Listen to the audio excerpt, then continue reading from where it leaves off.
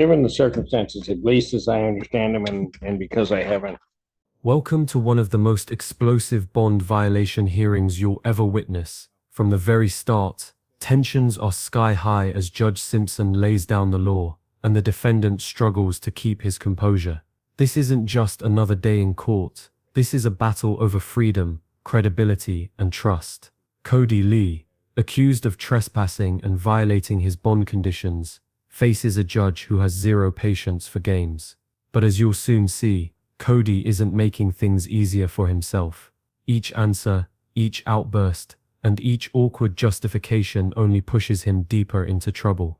And when the judge threatens jail time, things spiral fast. Stay tuned, because by the end, this case isn't just about one man's mistakes. It's about what happens when defiance collides head-on with the justice system. Would you have handled this any differently? Let us know below. Heard the entirety of the case or anything. Right, exactly. I'm Probable cause or anything. I'm going to deny your request. Bond, continue. Why? Excuse me? Excuse me?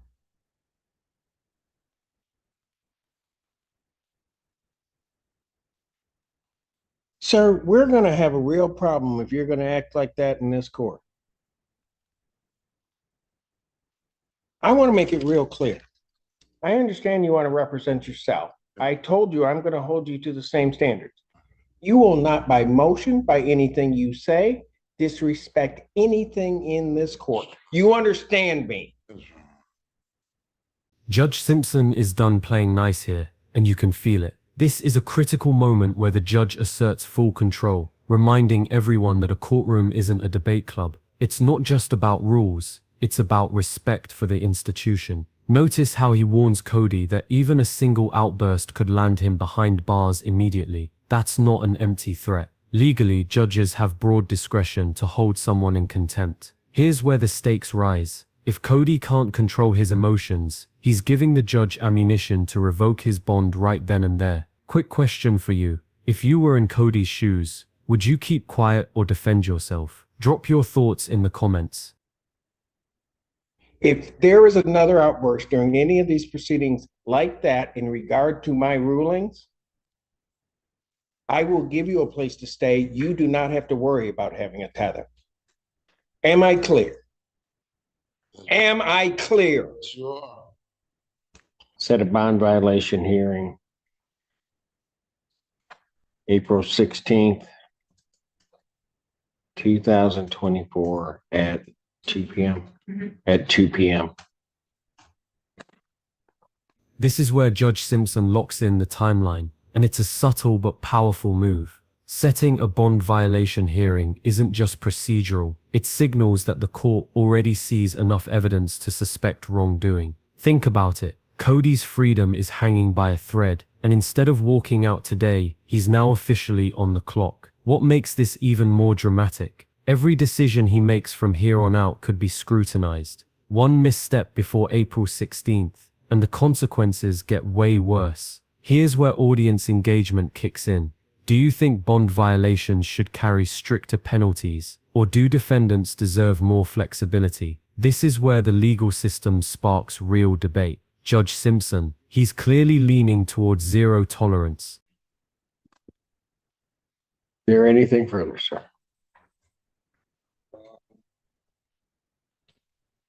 With the bond, yeah, that'll all be discussed as part of the tether condition. Because this time, I think, hoping this will be 10 days, it'll be like 15 days, and by the time that happens, I was hoping that would count for something, as far as the conditions of my bond. Maybe, yeah, I can't afford cash bonds or something, just right, be around on maybe sign up, got it. I don't know what you're asking me. If the tether situation could be addressed on the same day. I'm going to address everything on any day that you appear. So if the tether is part of the condition of your bond, which at this point you're in violation of, I've set a hearing for the 16th to determine whether or not there was a violation. but the allegations are there that there was a violation. The following week, you're set for preliminary examination on the charges. Okay, so, all right. I'm going to assume that there's nothing else. Bond will remain revoked. Thank you.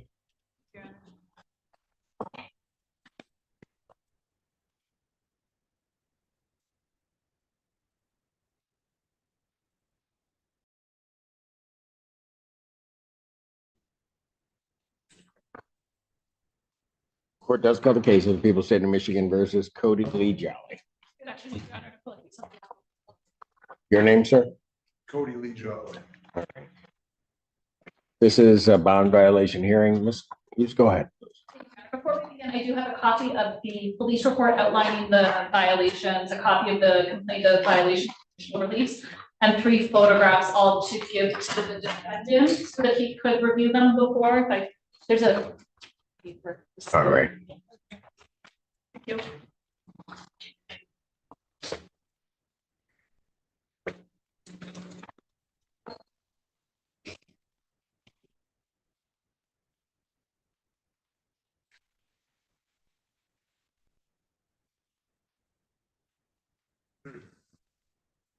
Mr. Jolly, you had an opportunity to look through all of that? Yeah. All right. So let me ask you this.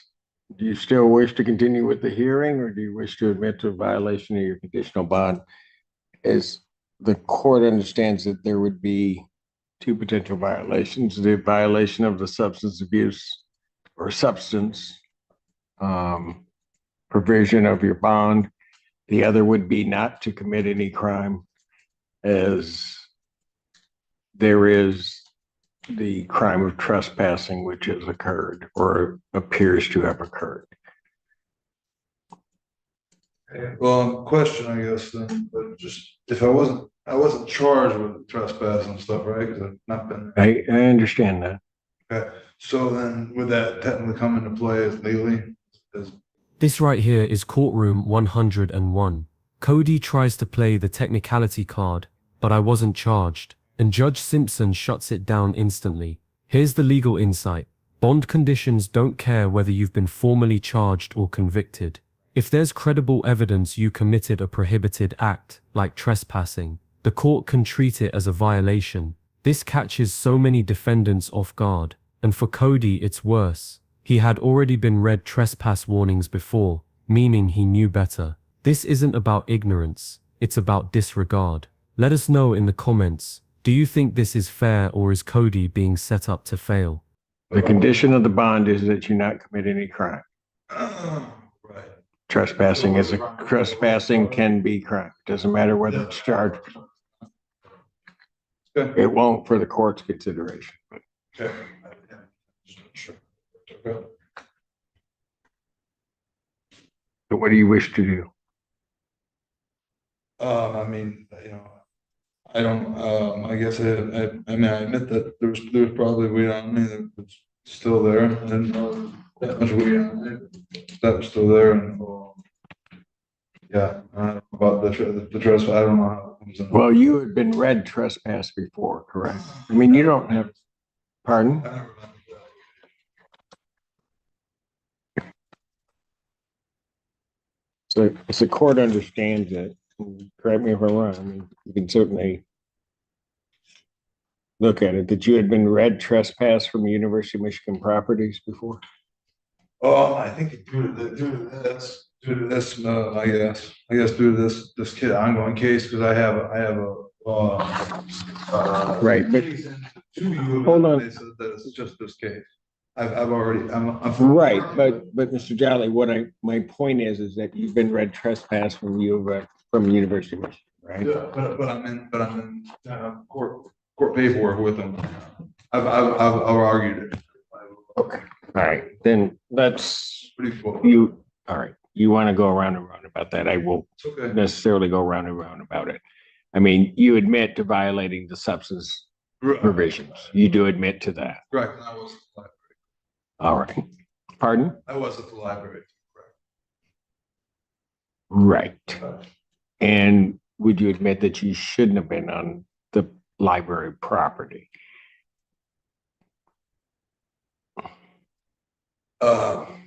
Yes, yeah. because you had been trespassed before, right? And there it is, the admission Judge Simpson was waiting for. Once Cody admits he violated his bond conditions, the narrative shifts. Here's why in court, an admission of violation is like waving a white flag. The judge doesn't need to prove anything anymore.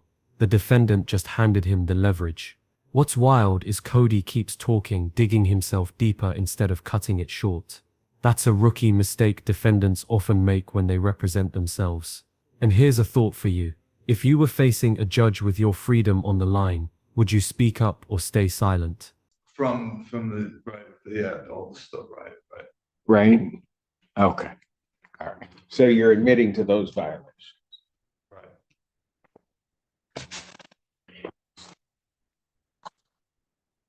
I expect everybody to come down.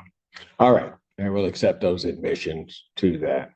Now, you wanted to argue your bond, sir, given the violations?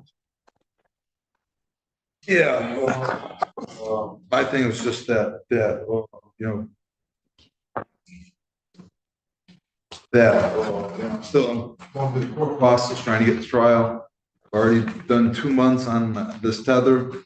It's done over 2 weeks, done like 15 days so far in jail, and I haven't been to trial yet. So my hope was that with all that time served and not being convicted yet, that I could just go back and to being a regular citizen, treated fairly, and await trial. All right. And I'll certainly hear from people, but here's the court's concern with releasing you.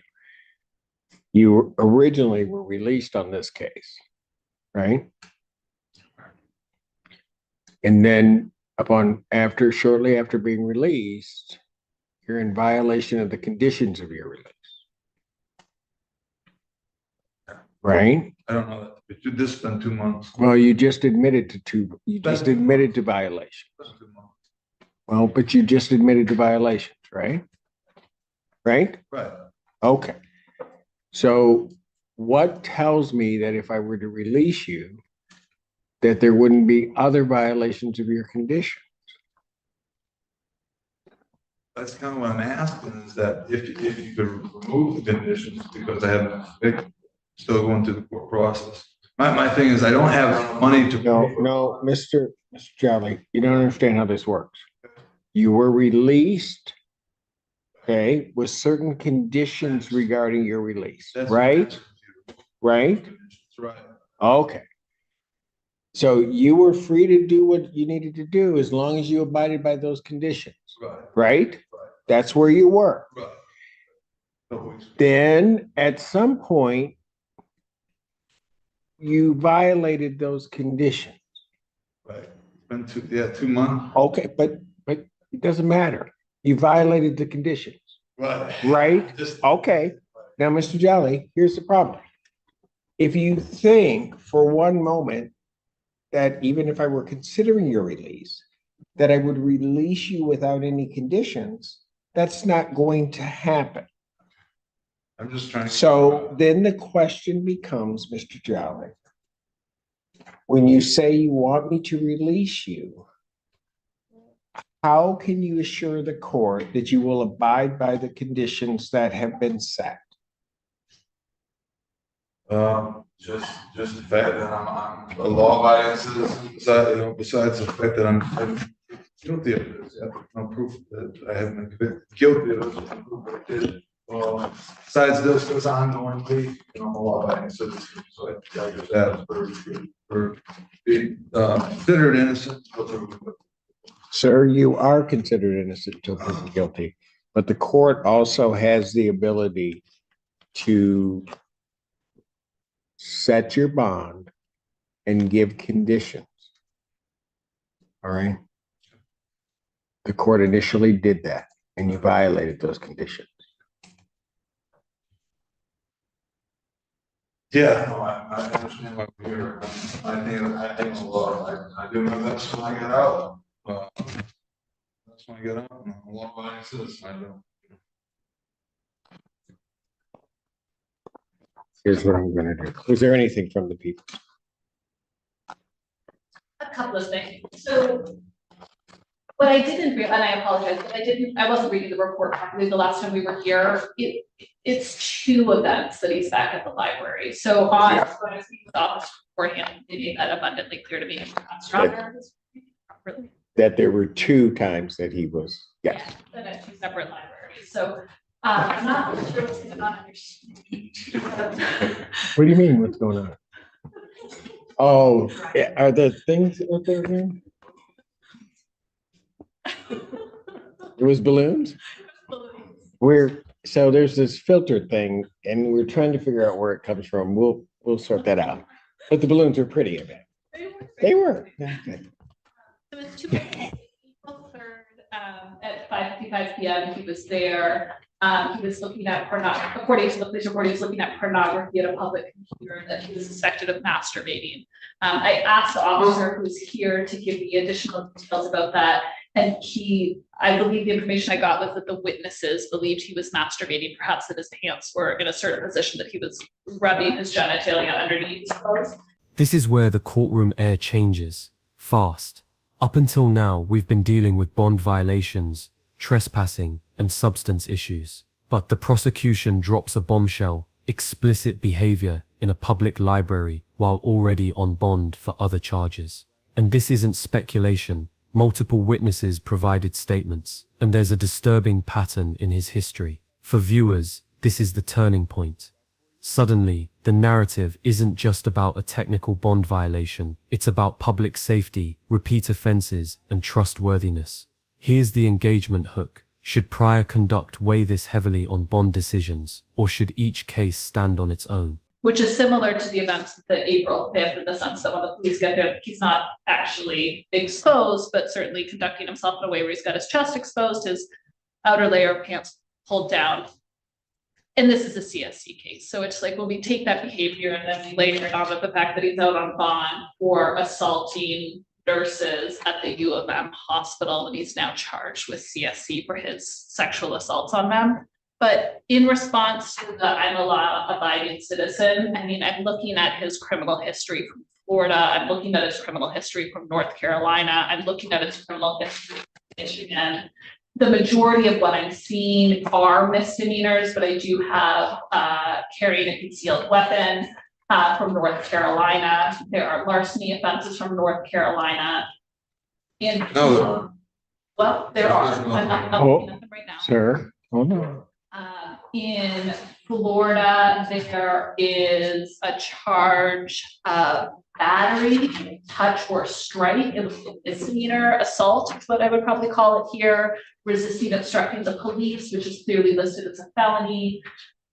In Michigan, which seems to be his most recent history, it appears that substance abuse is an issue. In 2010, he was convicted of operating while intoxicated.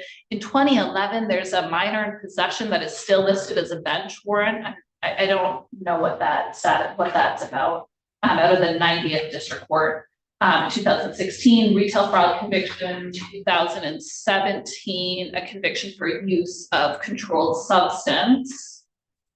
That looks like it was pled down from a possession of dangerous drugs is what it is initially entered at. But all to say that this is not somebody who has no criminal history. This person's criminal history spans across at least 3 jurisdictions. So, Your Honor, at this point, I'm asking you to not release him. I do also have a question, though, however, about the tether. Yes. What type of tether? Like, so I don't have notes from the person that arranged him did not put notes in his file. And when I look it up in GIS, I just see that it was tether.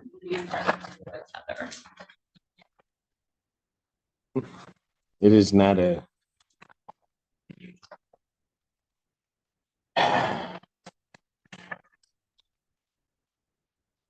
It's not a GPS tether. He's simply on a scram. Oh, thanks, Your Honor. All right. Anything else you want to say?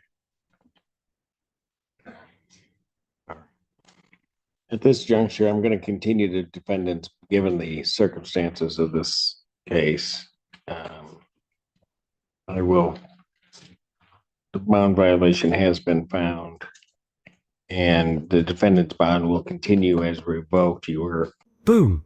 That's the hammer. Judge Simpson isn't just denying release, he's making a statement. By revoking bond, the court is essentially saying, we can't trust you to follow the rules. Legally, this is one of the strongest actions a judge can take before trial, and it signals the court's belief that Cody poses a risk, either to himself, the community, or the integrity of the judicial process. This is where you pause and ask yourself, at what point does someone lose the court's benefit of the doubt? Cody had multiple chances, multiple warnings, and now those chances have run out. set for, I can review that again, but you're set for preliminary examination in this matter this upcoming Tuesday, the 23rd, so a week from today. Pardon? Do my bond on that day. I will look at it after I hear testimony in the case. But at this point, your bond will continue as revoked. Thank you. Thank you.